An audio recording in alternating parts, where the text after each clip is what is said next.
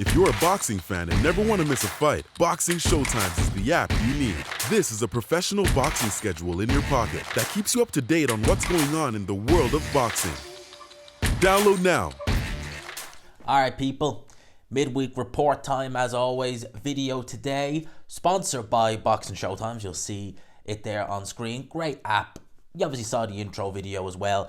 Great app. Can't emphasize it enough. A great bunch of guys. Link is in the description and pinned in the comment section. Please go over there and have a look. We're doing this on a Thursday as we always do. It's not going to go live. Well, it's never live, but we're not going to premiere this. YouTube's been weird with those. So you premiere miscellaneous stuff. I won't stay on it long. But YouTube's been weird with that. So you premiere a video or you do a live stream. And, you know, my streams and premieres normally it's over 100 people at any given time is in it. And then when it's done, it's back to 0 views, which makes no sense. And I've seen other channels do that. And it kind of messes up the view count a bit, because on the app it shows you have, say, 4,500, but on YouTube it says you have 3,000 or something like that. So it's just easier just to stick it out as a normal video. And we will... Well, hopefully that will get fixed, right? We'll talk boxing. Let's talk, before we do anything about the news, we'll talk about the card that's happening this weekend in Belfast. I won't be at it myself. I'm actually going away this weekend. I've been working hard lately. I've had a lot on, and I just need a break, right? It's just more just recharge the batteries break. Nothing major. Just recharge batteries. I may bring some equipment. You may get an audio post-fight review as opposed to a face-to-face camera. We'll wait and see. But anyway, yeah, I'm going away tomorrow evening. Just taking a break for a couple of days. We'll be back on Monday evening and we'll be good to go. We'll do review of the week anyway, but might be audio. Let's see. But we'll talk about this card now in a wee bit. It's a good card. It is. Sean McComb, Sam Maxwell's going to be an interesting one. Has Maxwell fought since he lost to... No, he hasn't. So his last fight was that loss to Dalton Smith, where he got fairly ironed out in that fight. One thing about Conor cards is he puts a lot of the Irish fighters on it, which is not necessarily a bad thing. Some are better than others, obviously. You see some Irish fighters and they're just garbage. Some of them have a little bit of potential, like Paddy Donovan. Kevin Ajago versus Troy Williamson. That really, to me, is the fight that could be fight of the night. Now, I have to be honest, right? If he's at his best and he's trained properly for this, to be honest with you, Troy Williams should win. I think he should win. He should beat Kevin Ajago. To be honest with you, I just think his ceiling is higher. And Jago's looked good in parts, and then in other fights lately he's just been looking so pedestrian. Like, there was a time when he was just at the end of his contract with Warren, and then he switched over to Matchroom. He looked really good. Now he's just like, you know, I actually kind of find it almost excruciating watching him fight nowadays, because it just seems more the same. He's looking to set the right hand up, he's missing. And I think Troy Williamson, if we get the Troy Williamson that fought, say, Ted Cheeseman, that's only 2 years ago now, he should win. Should win, and winning is believe me, that's a different thing altogether, but he should win. Tyrone McKenna versus Lewis Crooker. I've seen Lewis Crooker fight live, but he only fought a journeyman, so they were there as a fight. I think it was William Warburton, who was, you know, a very durable journeyman. Again, I've seen him a few times, nothing really to write home about, but we don't really know where McKenna's at. You know, I remember last year he fought Prograis and he got horribly beaten in that fight. He took a real bad beating in that fight. But, you know, if you look at some of the wins he has a win over Jose Felix. That guy beat Gary Cully on the Katie Taylor, Chantel Cameron undercard back in May. It was May. He got a win over Chris Jenkins last year. Wow, it's been since last August he's been out of the ring. Wow. Jeez, he's been out of the ring a while. He didn't look good in that fight. A lot of people felt Jenkins won that fight. Lewis Crooker is up and coming, so let's wait and see. I wouldn't rule the upset out in that one. And then Conlon versus Gill. You know, I remember when they talked about this fight originally, I was like, all right, it's a bit of a strange one, but I can kind of see where they're going with it. Both guys, well, at least with Conlon, both his losses have come in world title fights. They've both been devastating losses. He was knocked clean out of the ring by Lee Wood. He was brutally knocked out by Luis Alberto Lopez in May. So both his losses have been devastating. Jordan Gill, he was pulled out in his first loss. Can't remember who it was against now. It was a couple of years ago now. Against the guy Conlon knocked out in a round. Jordan Gill went life and death and was this close to being stopped before I can't remember that guy's name either. I don't have the box track open anymore. And he pulled out a shot from out of the blue and knocked that guy out in the 9th round. Then he went in there against Kiko. And Kiko was at the back end of his career, let's be frank. I think he only had maybe another fight or two after and called it a day. And shout out to Kiko Martinez. We love him on here. True warrior. Best Spanish fighter of all time, in my opinion. But that was a Kiko near the end. And he absolutely just walked. I mean, he walked that fight against Jordan Gill. He looked like a prime George Foreman in there against Jordan Gill. So you would say... Now, I've never... Look, I've never been the biggest, believer in Michael Conlon. I never have been, as many of you will know. I've said that for a while. But doubly, I've never been the biggest... In fact, I've always said I don't understand what the hype is with Jordan Gill. That's one thing about Dave Coldwell. I know he's not trained by Dave Coldwell anymore, but Dave Coldwell primarily was a promoter before he went down the road of fighting, training fighters. I think of the word there. And you can see that in Dave Coldwell, that he still has the promoter's hat on when he's dealing with these fighters. Even though he's training them, he behaves like a promoter. You could see that was his kind of path at one stage. Because you see the way he would speak about Anthony Fowler and this, that, and the other. He was more interested in... And that's to say Dave Coldwell's a bad trainer. He's not. But I think he needs to separate the promoter Dave Coldwell from the actual, Dave Coldwell, the trainer. Because I never understood why he would hype him up so much when you could clearly see this guy was going pretty nowhere. He was, if even European level. So Conlon should win. I expect him to win. Whether he does or not remains to be seen. Because Conlon... That was a bad loss against Lopez. A real bad loss. Really bad. Against Lee Wood, he was competitive. He dropped Lee Wood very heavily in the first round. The referee was having a bit of a look in the second round in that fight. So he went in there against Lee Wood, and Lee Wood pulled it out of the bag in the 12th round. He really did. Whereas against Lopez, he was really dominating in that fight. He couldn't do anything. He couldn't really impose himself at all against Alberto Lopez. And...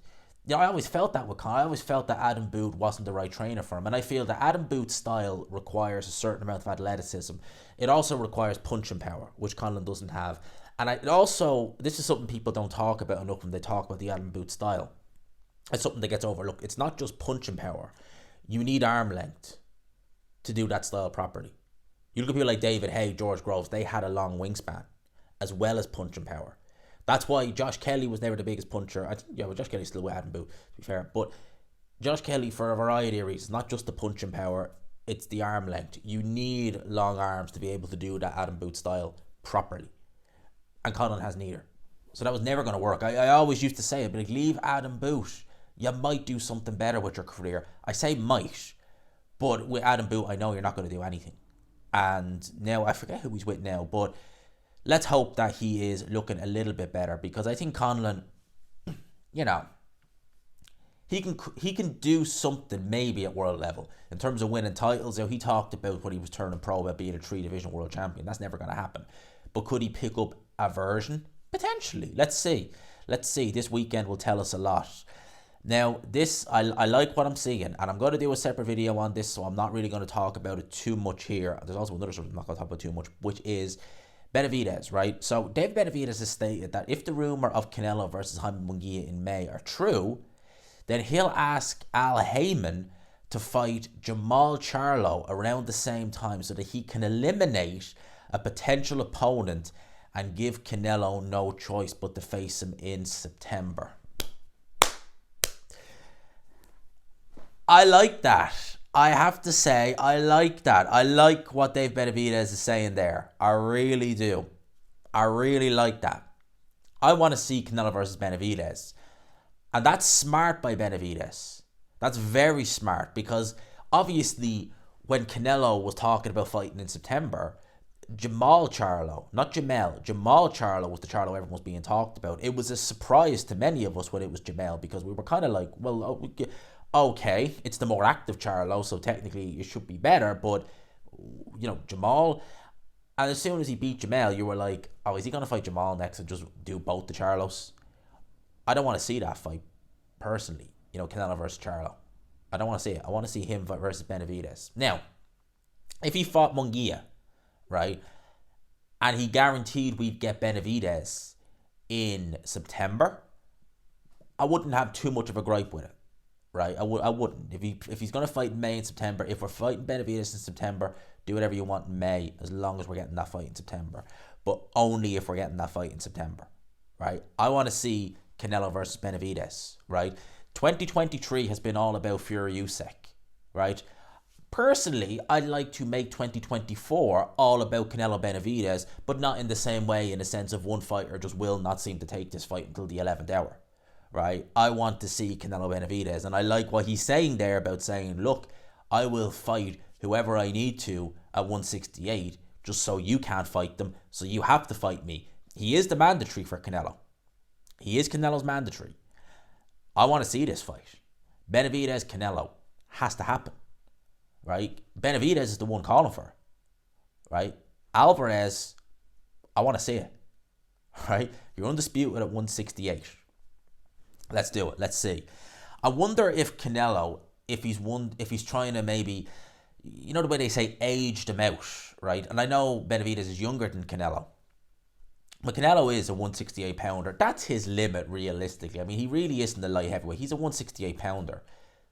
When you look at Benavidez, you think a year, if even, he could probably comfortably, safely make 168.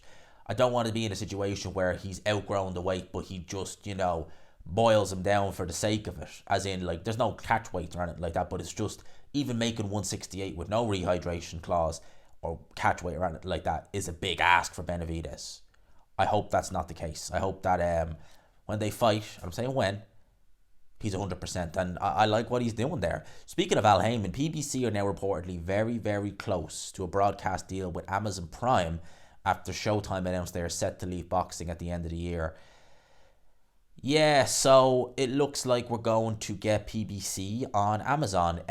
Look, I've said it once, I'll say it again.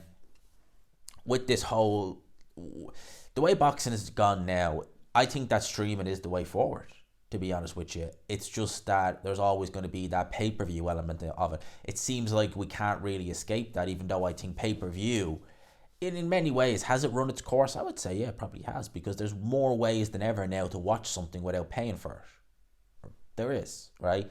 You only have to even just go on Twitter and just go and type in the search bar, live, and you'll pick one up. You'll get one.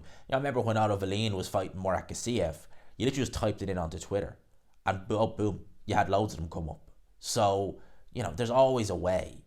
And I think that's why I say pay-per-view now. It's kind of like, is there really any point? I know, obviously, they're paying these guys astronomical purses. So for that reason, you're kind of like, well, how else can they recoup the money? But, I think that streaming platforms are the way forward. The Zone, obviously, and now Amazon Prime. Who else is there? Obviously, TNT are still doing their thing. Fight TV is just kind of what Box Nation used to be, where Box Nation was at least useful. At least it had a lot to offer, whereas Fight TV just kind of pluck a fight that none of the other broadcasters want to pay for, and then they chuck it on and charge you a pay-per-view. Like, Box Nation was the you-know-what back in the day, because they were doing, they had cards everywhere. Like, but if it wasn't a Warren card, sometimes they do some smaller hall shows in the UK, kind of like you'd see Warren fighters on them, if you know what I mean. Like, you'd see, like, I remember Paddy Barnes did that, where he fought like on some, I can't remember who the promoter was, it was his third or fourth pro fight. It wasn't a Warren show, but he was kind of like, there you go, have a run out. He got shows from, Eastern Europe, America. It was, Box Nation was the you-know-what back in the day, and I think we kind of missed that, because they actually gave you a decent, they replayed a lot of the fight. It was pretty good. I give Box Nation credit where it's due. It was pretty good. One of the best fights I ever seen, watch live, was Lebedev versus Guillermo Jones. If you've never seen that, it's on Daily Motion with the Box Nation commentary. I recommend you go and watch. Barry Jones is commentating on it. That was just a gem. And bear in mind, like, Guillermo Jones, not Queensbury. I think he was Don King. And obviously Lebedev certainly wasn't Queensbury. They just picked that up. That fight card, I think Alexander Povetkin fought, I can't remember the guy's name. Wilder tried to fight him, but he popped. He was a fairly obscure heavyweight, to be fair. I think he was Austrian or somewhere like that. But he was on the undercard. Those were the days, man. Those were the days. Right. In the present day, this is something that I am just bored with. That's why I didn't do a video yesterday on it, because I'm just bored with it. I'm just sick and tired of listening to all this. But I'll talk about it here. So the British Boxing Board of Control have rejected Conor Benn's application to fight Chris Eubank Jr. in the UK under jurisdiction, while the appeal in the UCAD case over his 2 positive failed tests from last year remains ongoing. Right, Eddie Hearn, obviously not best pleased about that, because obviously he was talking about having the announcement for that. And again, I didn't do any videos on even when they were talking about having the announcement. Do you know why? Because this really is, right, a wake me up when you get there sort of moment, right? It just, I'm so sick of this, right? Eddie Hearn has insisted that they intend to push ahead with the Eubank versus Benn fight on February the 3rd. Despite the British Boxing Board of Control's rejection to sanction Benn's request, Hearn said Rob Smith's TalkSport interview, and Rob Smith is a fairly despicable character, all right? I think people, he is, right? I'll give him credit where credit's due, right?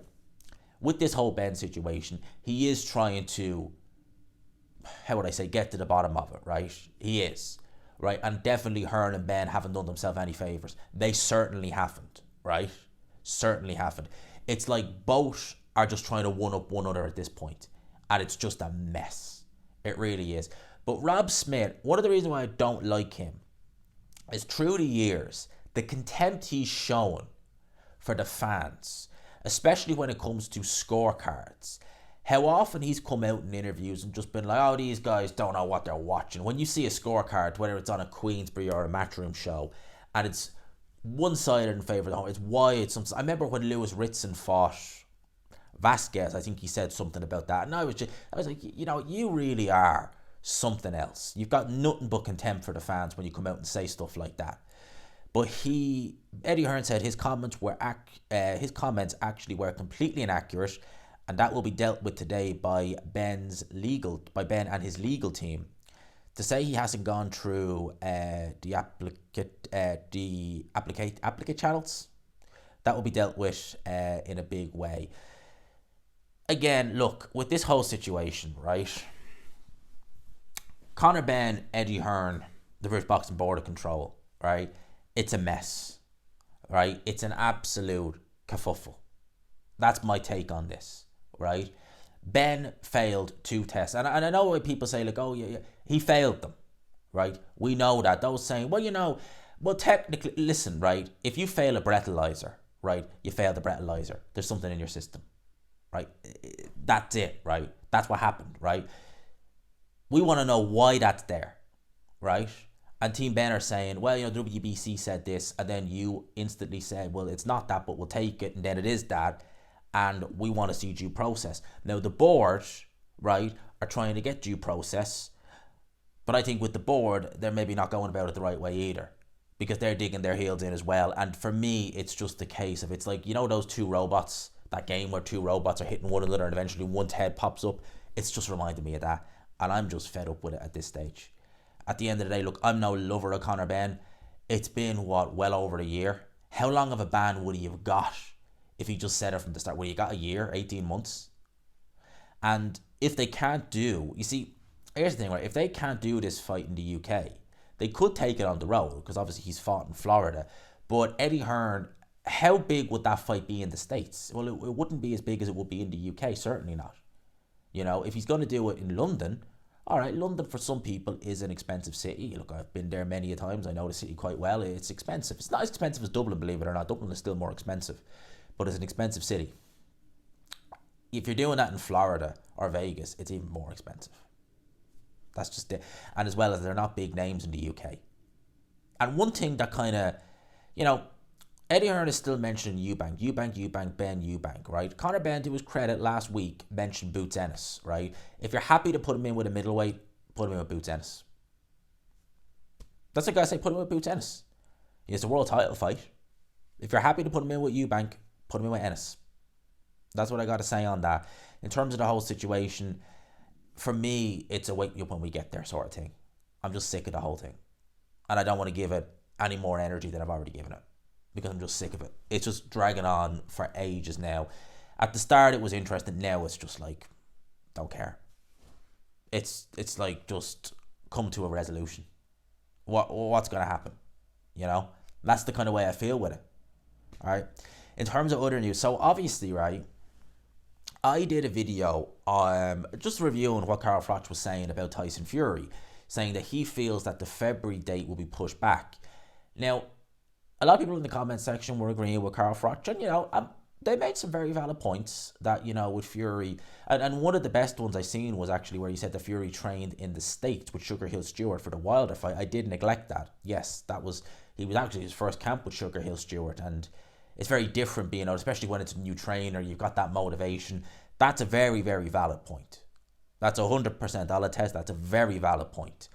But I just kind of felt like with Carl Froch, he was maybe just reaching a bit for that one. That it was a bit of a stretch, because I was like, look, surely he's not going to go, you want to have a good time over Christmas, but he's not going to go, Kell Brook, what, over Christmas. He's not going to be that bad, I would imagine, right?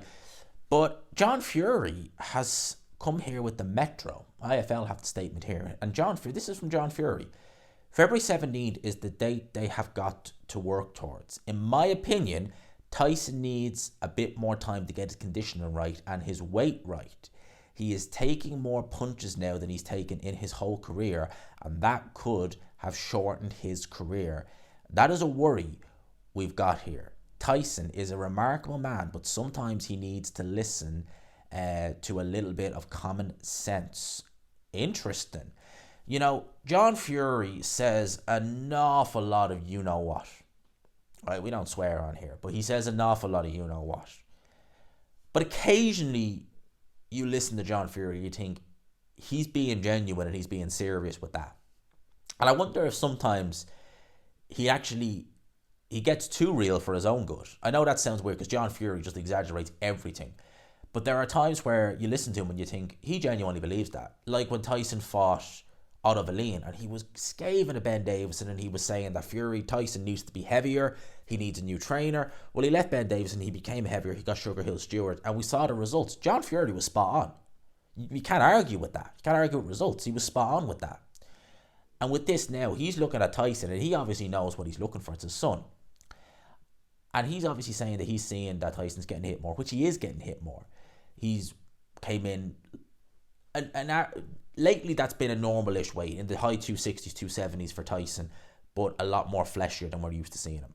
Not as much, muscle to weight ratio. It was a lot more flesh, fair to say. Didn't look good against Francis Ngannou. And John Fury's seeing that, and I'm wondering what he's thinking now. Is he thinking that if we may need an 8-month turnaround to be able to get you physically in shape, to get the Tyson as close to peak as we can? And maybe in the time span that we have just under 3 months, we don't have enough time. And maybe Carl Froch is right. Look, I still think it is a bit of a stretch, to be fair, to say that, he'll go so mad over Christmas or go ham over Christmas, in terms of overindulging, that he'll push the fight back. I think that's a bit of an ask or a bit of a reach. Other people in the comment section didn't. Credit, and as I said, some of them made very valid points, 100%. I think they're backed into a corner now. And I think the fact that it has to be in Riyadh season, if this is in Riyadh season and they're putting the money up, say Fury, Tyson, just say, right, they push it back to May. Hypothetically, would the purses be the same because it's out of Riyadh season? Are those purses locked in regardless when it happens? However much they're getting? Or is it a case of this is only Riyadh season? This is Riyadh season money and that's it. If it's not in Riyadh season, you're not going to get this money. We'll pay you well, but not this well. It's a question. I might do a separate video on this because it's a very, very interesting thing for John Fury to say. Very interesting. I may go and do a separate video on it. I may. Tank Davis looks set to become WBA champion at lightweight, considering because now Devin Haney has apparently vacated them all. He was regular champion, so now he's going to be full champion. I've also heard that, now that all the titles are vacant, that the IBF title could be contested. I'll see if I can get it here. I'm nearly sure I've seen it. Oh yeah, between George Kambosos and Vasily Lomachenko, in the works for April in Australia. That would be for the now vacant IBF lightweight world title, so Lomachenko could pick up a version of it. Yet, I'm going to just say it right here. Kambosos should be rematching Maxi Hughes. He lost that fight. Kambosos lost that fight. Maxi Hughes won that fight. He got robbed. Simple as, he won the fight. Maxi Hughes won that fight. He should be getting a crack at the world title. He really should. Maxi Hughes won that fight. Absolutely won that fight. So that's what I think. Eddie Hearn has declared that he now believes it's very likely we'll see Joshua versus Wilder get made if both guys beat their respective opponents. And again, the if factor comes in. If they beat their respective opponents. Because I know people are saying, they should win, they should win. Yeah, look, should win. I would expect both guys to win, but you just don't know. It's heavyweight boxing. That's where we get into the realms of the unpredictable. If this was, say, Crawford and Boots Ennis were getting ready to fight next year, which I hope they will. But say they were getting ready to fight next year, they were both going to fight on the same card. And they both fought guys who were decent contenders. Let's say Staniones versus Boots Ennis and Keith Thurman versus Crawford. You would expect them both to win. And you wouldn't really find many people picking the upset. And you'd be fairly, absolutely gobsmacked if there was an upset, because you'd be just like, I didn't see that coming. With heavyweight boxing, you get a lot more of them. At welterweight, it does happen, but very seldom, because the skill gap is much bigger. They don't hit as hard. A lot of things. In the heavyweight division, it's the same. It only takes one. And, you're not noted as a big puncher. You're 6'5", 250 pounds. You hit someone clean with full force, you're going to hurt them. Doesn't matter who you are, you're going to hurt them. All right? You're going to hurt them. Simple as. So you just don't know what might happen there. In terms of that fight next year, as far as I'm concerned, it has to happen. All right? It's been said enough now. Joshua versus Wilder has to happen. By all accounts, the Saudis want it. So they're going to get well paid. Has to happen. You'd be mandated to face the winner of Fury Usyk. So there could be an even bigger payday behind it as well from one of the fighters. So as far as I'm concerned, it has to happen. Has to happen. That, along with Benavidez versus Alvarez, they're the two fights next year that aren't signed that have to be signed next year. In my opinion, that's what needs to happen. That's my thoughts on everything. I think, it's been a fairly quiet week.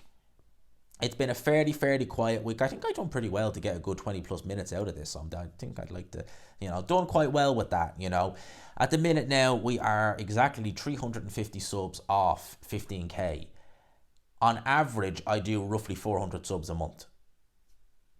I think we're going to do it. I think I'm crossing everything, but I think we're going to do 15 by Christmas.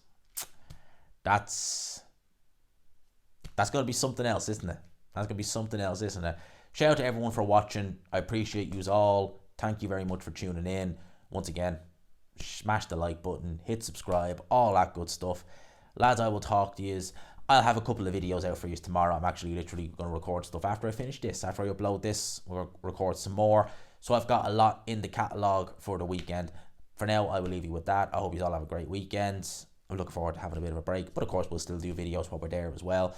But I'll leave it with that. Peace.